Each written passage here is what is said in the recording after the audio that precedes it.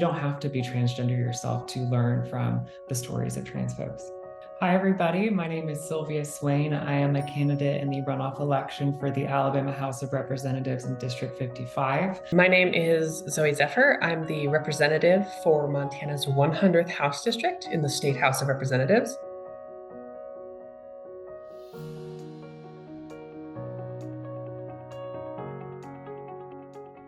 My transition story, I would not say is linear. I think there were many times in my life where I explored gender, but wasn't quite ready, whether it was the environment I was in or where I was in life emotionally from a very young age. Lots of like stereotypical things that I associated with being feminine and being girly. I stole my sister's Barbies to the point that my mom had to buy me my own. I would wear their hand-me-down dresses, that sort of thing, around the house. But really, growing up in Alabama and going to a very conservative private Christian school, where it was actually against the rules to be gay, there are levels to, my ability to be who I am. I tried navigating life as a gay man for a while. And in college, I explored gender fluidity and considered myself non-binary. And then you could say I sort of detransitioned socially because I never medically transitioned at that point. And then just found that that didn't work for me. So I began medically transitioning around the time I finished college. There's so much we could say about that story. It's more than just the hormones we take or the names that we go by. It's about finding who we are and what we value and letting that define who we are and not what people say about us. I think the most beautiful thing about being transgender is the ability to stand in who you are and not listen to the expectations of the world. And that's something I'm proud of. And I hope to share with people because you don't have to be transgender yourself to learn from the stories of trans folks. That's awesome. That is, I like the sort of closing there, Sylvia.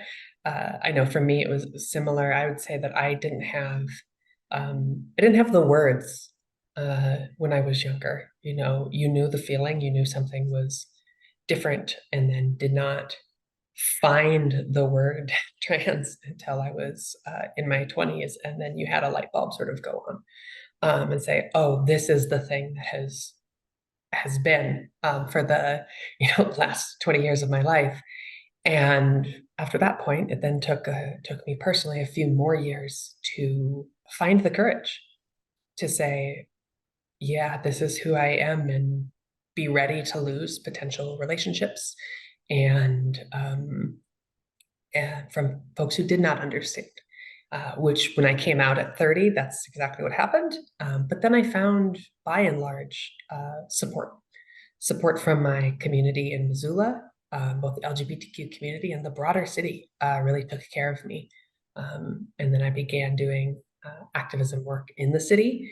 And from there, at some point, felt the call to represent the city, and I was blessed to be elected. I want to echo that. I grew up in Alabama. I was a military brat, so I was born in Montgomery. I always grew up wanting to leave. I always grew up being very visibly different and treated as such. And so I've been, harassed. I've been called names. I've been physically assaulted. And I always thought that the way to be who I am is to escape. And things never really worked out that way for me. I didn't get to go to this college up in the Northeast. I went to the University of Alabama. And it took moving to Birmingham a little over 5 years ago where I realized I do belong here. I am part of this state. And I owe the city of Birmingham and Jefferson County, for that matter, so much for being the person I'm proud to be today.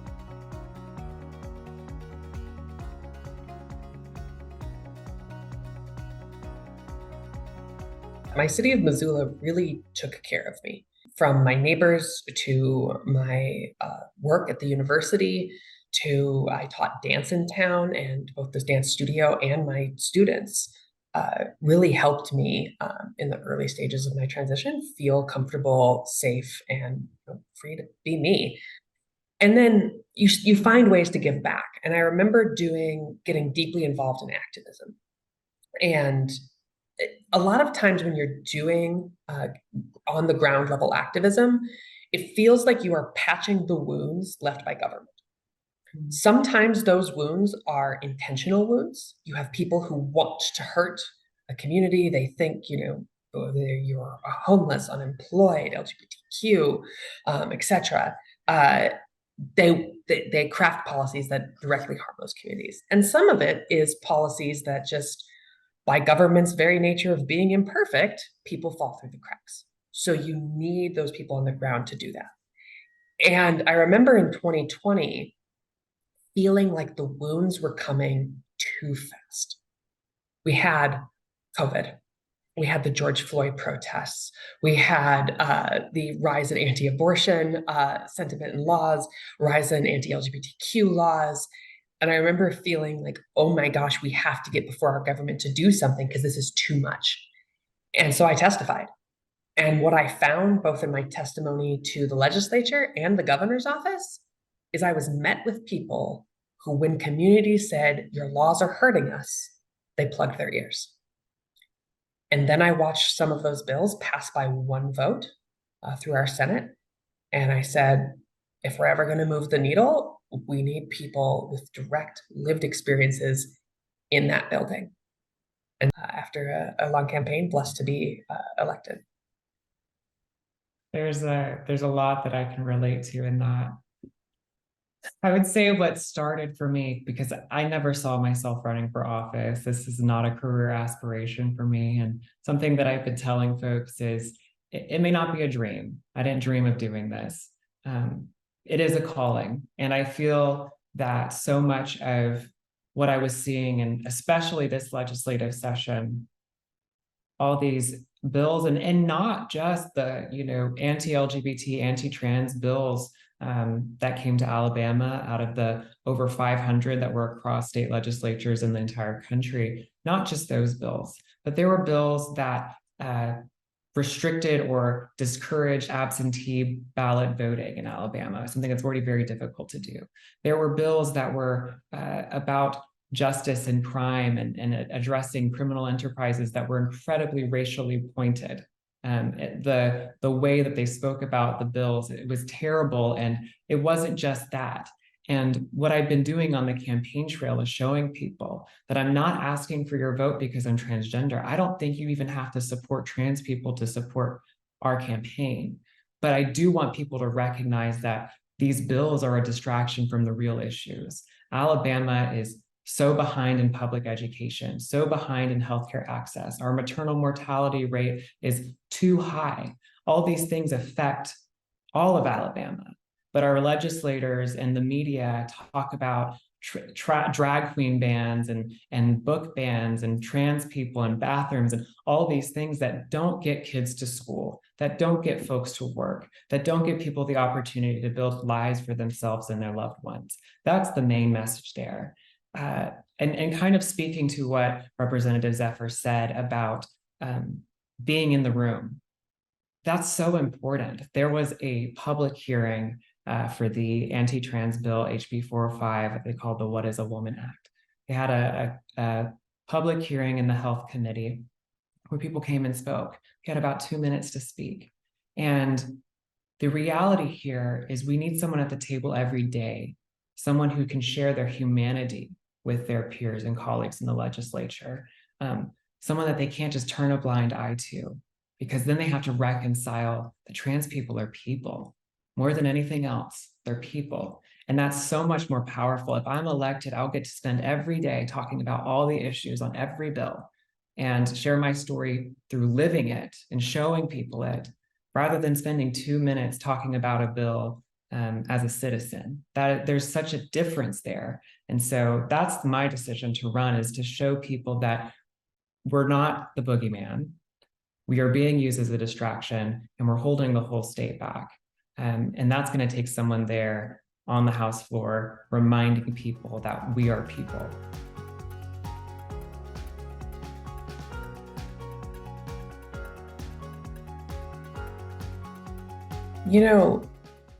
For me, one of the hardest things about campaigning is just the unknown. Like it feels like a sprint for a long, long time, but by and large, especially in smaller races, uh, you're running with a sense that you're doing the right thing, that you've got a shot at winning, but you never really know until the polls come in. And you live in that sense of both sprint and uncertainty for much of the campaign.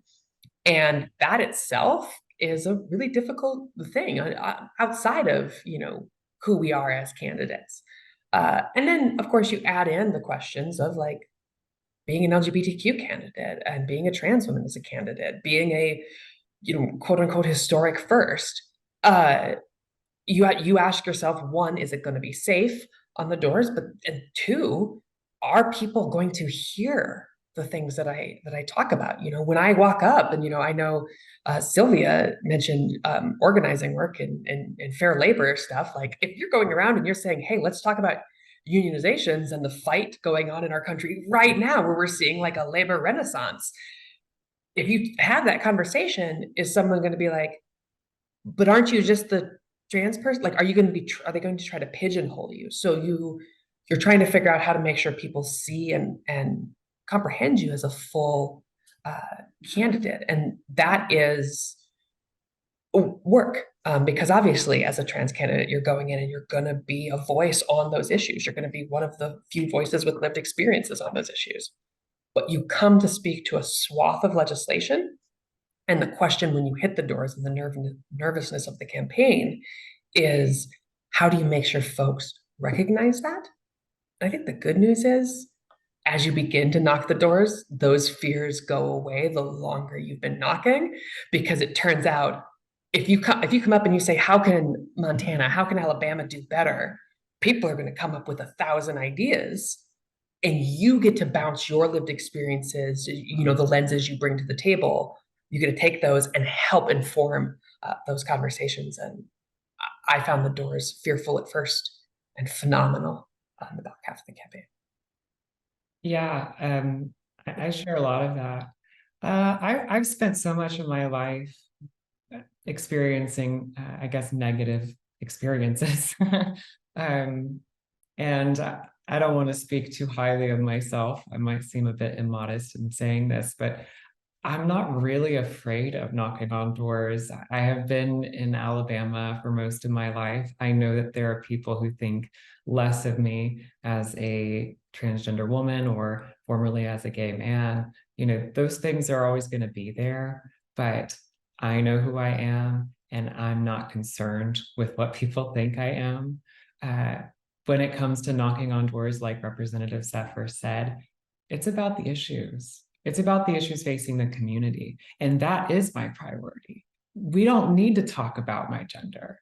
That's not going to help the constituents of District 55. So when I'm going door to door, the experience I'm having is, even if they know that I'm transgender, we're talking about what they want from a representative. And that's not, it's so much less about who I am. It's so much about what we value, both as voters and as representatives. What do we share? Going a step further, I have spoken to conservatives. I have a conversation that it was while I was phone banking, not knocking on doors, but I called a voter and introduced myself, said I was running for office. And she said, well, are you a Democrat or Republican? I said, I'm a candidate in the Democratic Party. She said, oh, well, I'm conservative, but I don't always vote Republican. So tell me about yourself. I start by talking about Medicaid expansion, because this is a big priority for me in Alabama. But my angle is always going to be, what is the language we need to speak to work across the aisle? So we don't talk about healthcare being a right. We talk about the economic benefits of expanding Medicaid, how much we save as a state, how many jobs get created, how many more people are able to go to work now that they have adequate healthcare. That's the language I speak. Well, she said, well, I'm not like most conservatives. I actually support expanding Medicaid, which, funny enough, actually 70% of Alabamians support that. We won't get too into the numbers, but she said, she brought this up herself, not knowing me personally. She said, what I don't support is gender affirming care for minors. And I said, Well, I don't share that opinion. I don't share that belief. But let me tell you why.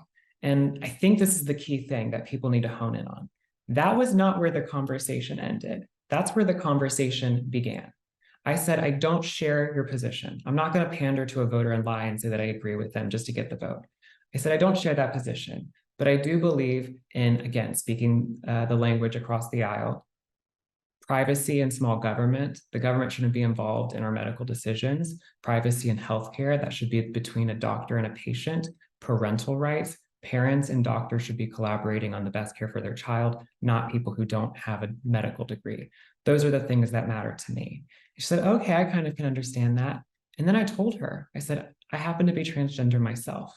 I wasn't afraid to go there because she had said something that some might consider transphobic. I mean, it is, but that was not where the conversation ended. And so she said, oh, wow, that's really interesting.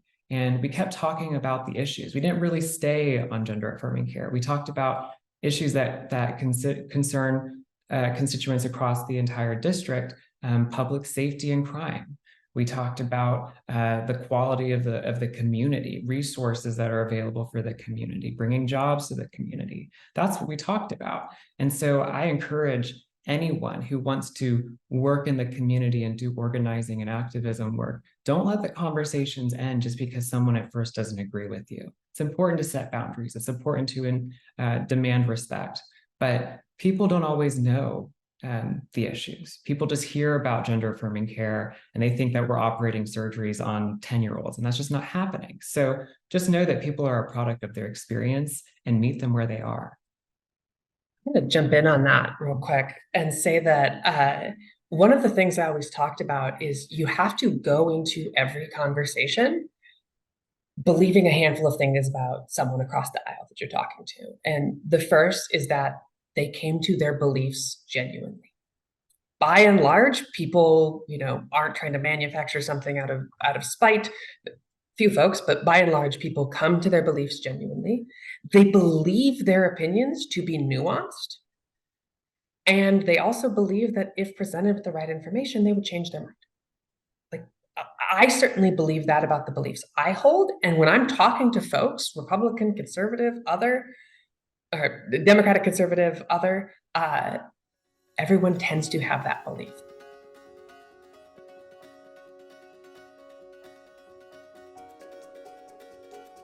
So the legislature is interesting. And it's interesting because there are a lot of things happening simultaneously. That's what happens when you have condensed sessions. And, in Montana, we have a 90-day session, 45 days to get something from one chamber to the next. And so often quiet first week and a half and then mad sprint for 6 weeks. And so things are happening at the same time. And, for example, there were folks in the far right branch of our government who were pushing very heinous policies. There were folks within that party who did not like the policies and would tell me so behind closed doors, but then would vote for them and say, if I don't vote this way, I'm going to get primaried. I hate this. I hope it goes away, but I got to do it. And then there are folks who would do that and then come up to you afterwards and seek some sort of absolvement. They'd say, Zoe, I know we've got a good working relationship. So sorry I had to do that. And you as a legislator have to be able to hold them accountable in that moment and not absolve them, because that's the double-edged sword. Is they'll say like, well, I'm connected to you. And so if she gets it, why I had to do that, then, I'll feel comfortable doing that again. And so you balance holding people accountable in that way. And then at the other side of things, I had a member of the Freedom Caucus stand up in support of one of my bills and say, Rep. Zephyr is bringing a phenomenal bill.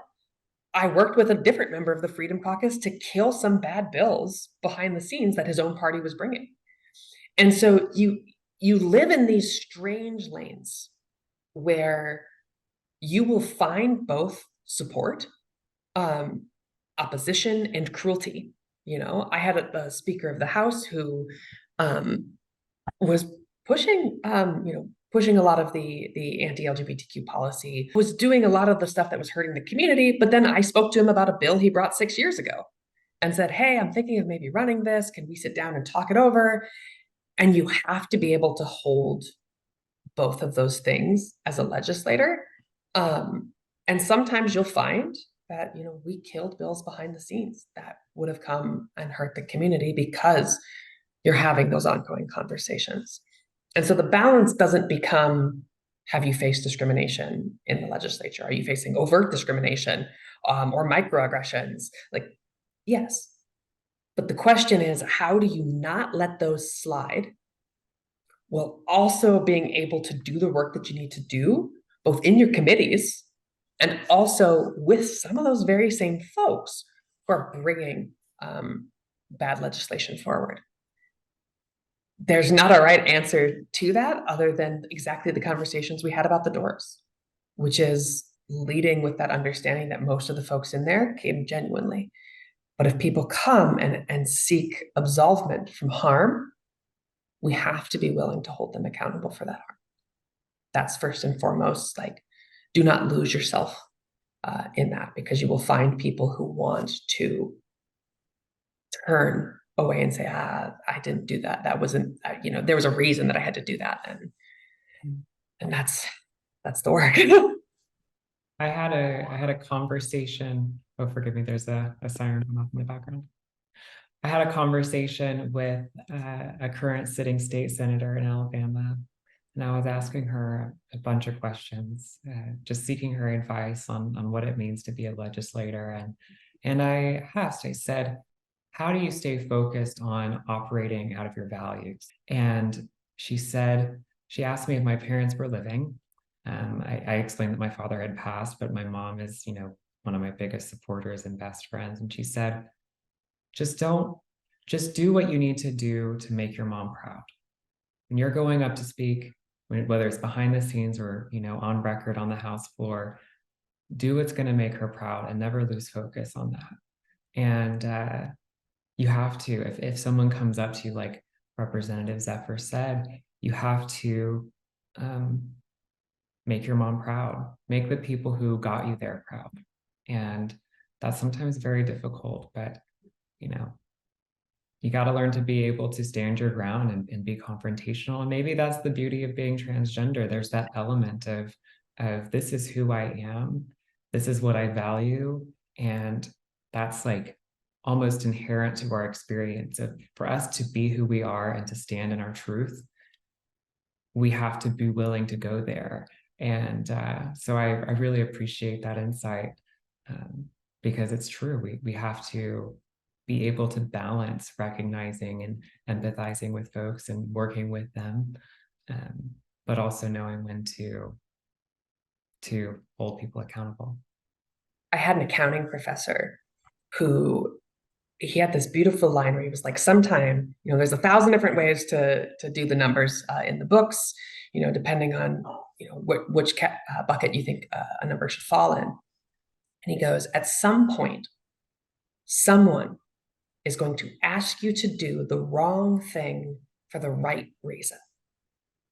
You have to be very cognizant in that moment, because if you're willing to do the wrong thing for the right reason, over time, it becomes easier and easier to just do the wrong thing.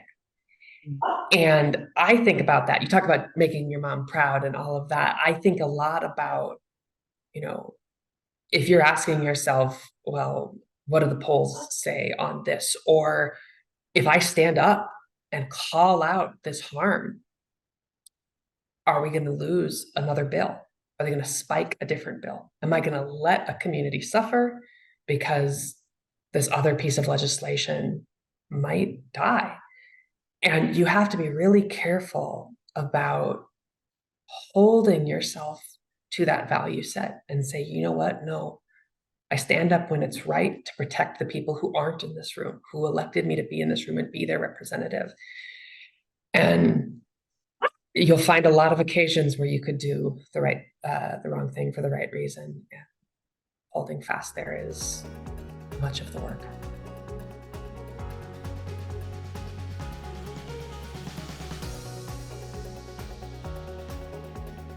The experiences you've had, my work in education, my work in the arts as a dance instructor, and my grad work, union member, LGBTQ person, like all of those lenses help inform your decision, the way you view issues. But it's important to acknowledge that, it's like, it would be like asking, someone who worked in like disability rights, being like, how are you not just going to prioritize this? What about these other communities? What about the LGBTQ issues? And someone who's a disability rights activist would say, well, LGBTQ people also have disabilities at times. Like this is, the being an LGBTQ person, we are part of every community. Even our Republican governor's own child is non-binary. And so we're everywhere and we're a part of what it means to be in any community. And so if you are truly doing work that cares about your community, you are doing work that cares about all the communities and residents. And for my question, which is, I guess, more specific to District 55 and how I would represent or advocate for the majority Black constituents in the district, the answer is I'm not running to speak for the Black constituents of District 55. I'm not here to be a voice. I'm not here to be an advocate for. I'm here to be a peer. I'm here to work alongside the community of District 55. There is so much work being done in District 55 by the community already.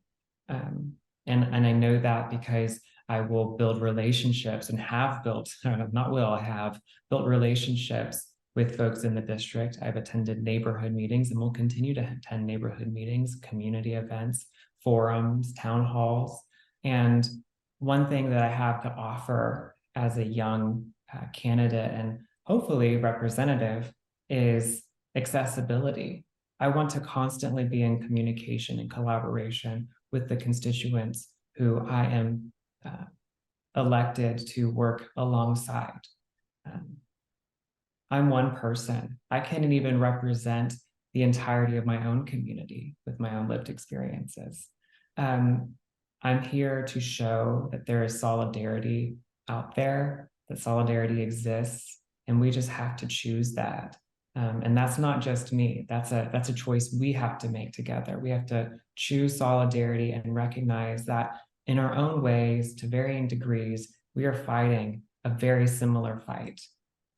Whether you're poor, whether you're Black, whether you're LGBT, whether you have a disability, whether your reproductive rights are being taken away, all those things, they have different levels. My experiences sometimes are better than the experiences than in others, but we all have things that hold us back. The state is being held back in so many ways.